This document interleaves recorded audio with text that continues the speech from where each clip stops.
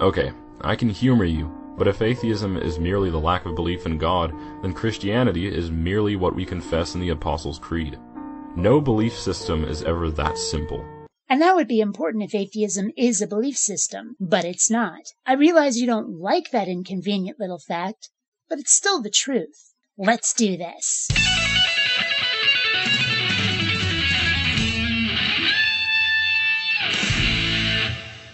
Greetings, fellow space travelers. BionicDance here. We're once again chatting with our best darling friend Levitical, this time about what it means to be an atheist. I'd love it if this fight would finally end. It's actually quite thoroughly pointless, or would be if words and definitions weren't so important to communication.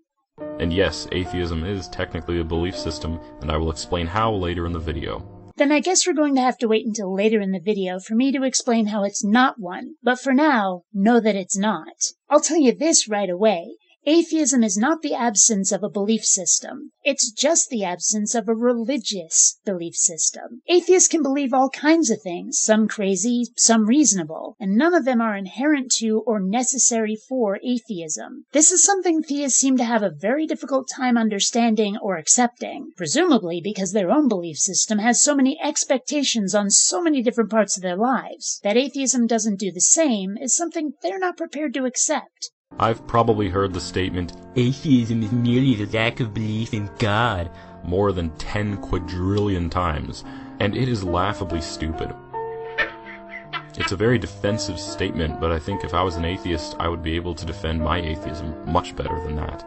First of all, it's hardly defensive. It's descriptive, and in the case of people like Levitical here, corrective. He's gotten the definition of atheism wrong, and we're correcting him, but he doesn't seem to want to hear it. He said it just now. He thinks we should be able to defend our atheism better. It doesn't matter to him what atheism is. He just wants to attack it, to attack us. But you see, in some ways he's not entirely wrong. Yes, we should be able to defend our position. Of course we should. But we should also not have our position assigned to us. Nor should it be assumed that there's only one way to be an atheist, that there's only one flavor of atheism. That's like saying there's only one religion in the world, that everybody is a Christian. And last I checked, that's not the case. There's more than one way to define what atheism is. Atheism is the lack of belief in God, or atheism is the belief that there is no God. It's the same difference, just using another term. You see what I mean? He's saying that these two are the same thing, and they're not. If someone has never heard of God, perhaps they were raised in isolation, maybe they're a baby, or maybe they've heard of God and just don't give a shit, then they lack a belief in God. But they're not believing, not actively saying that there is no God. So no, they're not the same thing. But both are cases of having no theistic belief, of having no theism, of not being a theist, of atheism. Thus, both people are atheists. They're just different kinds of atheists. The designation covers more ground than Levitical and many of his ilk are prepared to acknowledge or accept. A lot of atheists will define their atheism as something that's more like agnosticism, and that's forgivable since there's not a great deal of contrast between things like atheism, agnosticism, and nihilism. For example, theism is the belief that there is a god or gods. Or you could say that theism is the disbelief in a universe absent of divine authority. They would both be correct, but atheists love using the common definition of a lack of belief because modern Western society has long associated the word belief with religious or spiritual beliefs.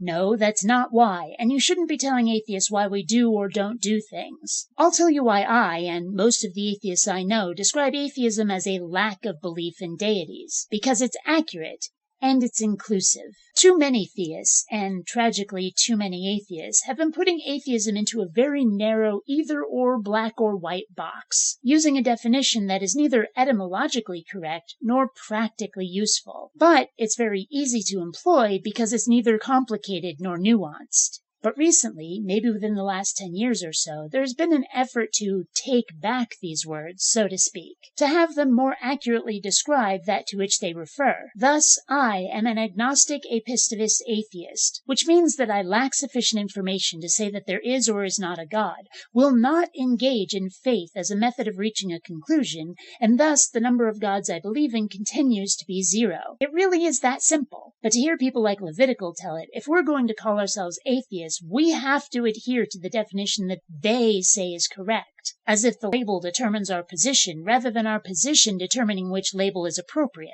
I've asked theists many times over the years to give us a word that encompasses all non-believers, whether active or passive, and the best they've been able to come up with is non-theist, which is the same thing as atheist, except now they've changed the prefix and the word is mixed up between Latin and Greek, where before it was just the one. Nice try, but no cigar. To believe in anything is simply to accept it as being the case. To accept an idea as being true or a thing as being real. That's it.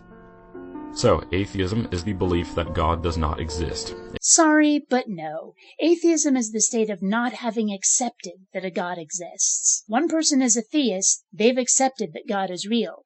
Another person is an atheist, they have not accepted that God is real. And there are a lot of different ways to have not accepted it, both active and passive. Belief in God is not the inherent default position. Nobody starts out believing in gods. As I said, someone who has never heard of God has not accepted the existence of any deities, but need not have rejected the concept in order to have reached that state of non-belief. They are a passive atheist. And just because someone has outright and explicitly rejected your God does not mean they've done so for all gods. I'm sure there's some mumbo-jumbo monkey god of the Congo out there that I've never heard of and who I'm not going around saying is not real. I'm still a non-believer despite that lack of rejection. I'm still an atheist with regard to mumbo-jumbo. I'm sure we've all noticed just how self-centered believers in the Abrahamic God can be, believing that theirs is the only deity that needs acceptance or rejection. This is just another example.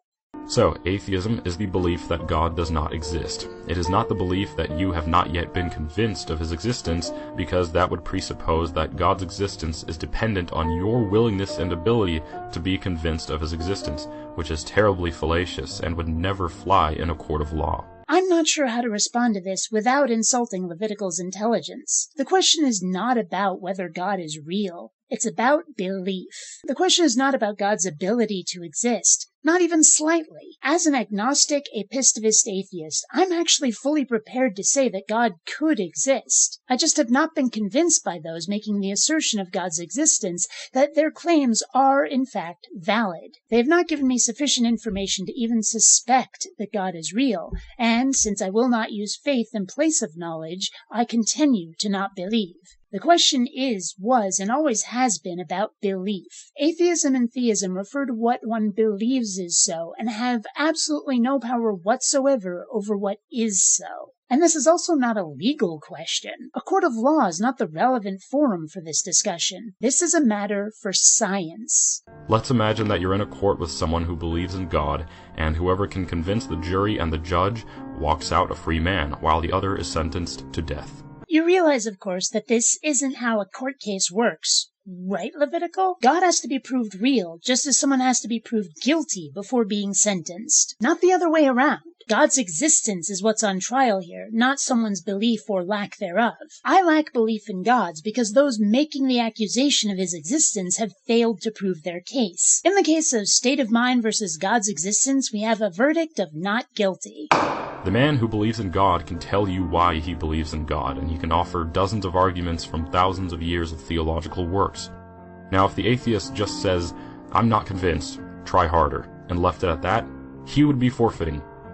Now, if the atheist said, "I'm not convinced, so now let me convince the judge and jury that there is no God," and then succeeded in that act, then he would win the court case. But that's, again, not how a court case works. In this scenario, the atheist would be the jury, not the prosecution or defense. The atheist is deciding whether the theist has been convincing or not. And even if the atheist were one of the attorneys, they would not be trying to prove the opposite case. They'd be poking holes in the theist case, showing how their argument does not hold up. They'd be poking holes in the theist case, showing why their evidence does not warrant a conviction. Honestly, you don't seem to know how law works, you don't seem to know how the burden of proof works. This is like trying to play a game of chess with someone who's using the rules to go fish. So let's apply the atheist logic to atheists themselves.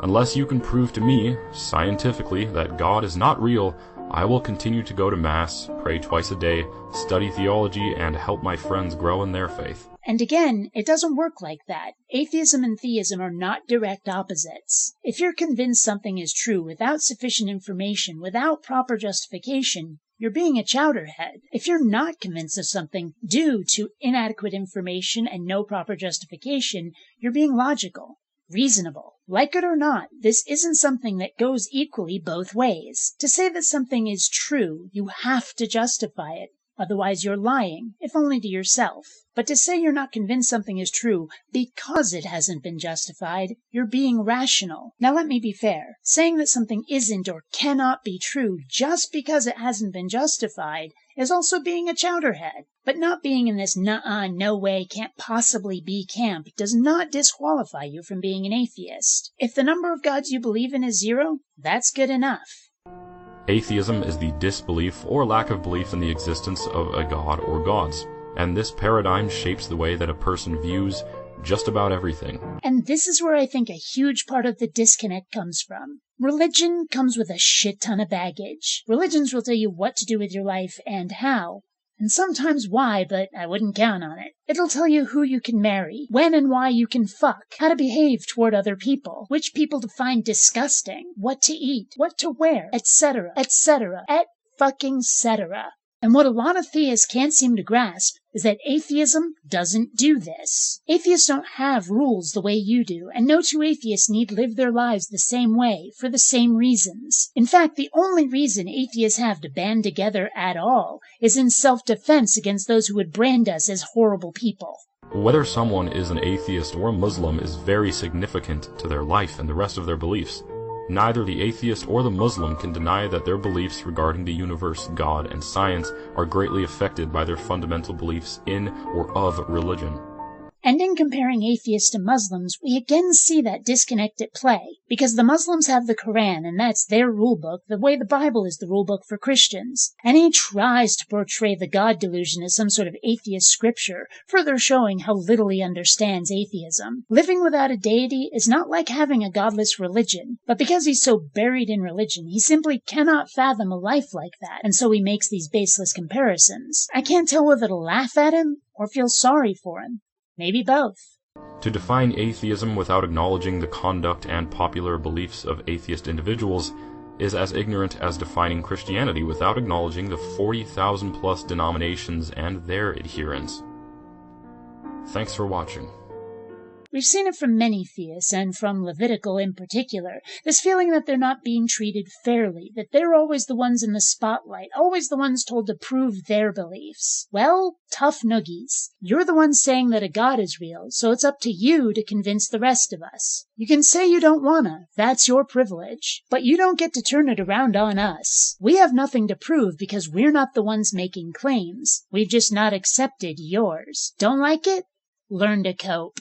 Until next time, fellow space travelers, this is BionicDance saying don't run on automatic. Instead, please think.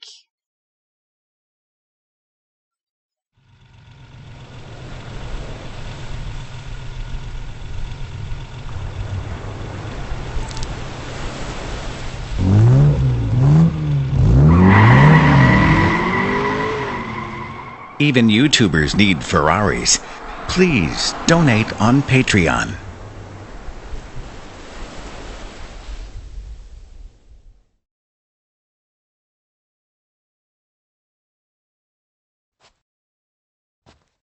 You're still here? It's over. Rate the video, subscribe, and close the window. Go.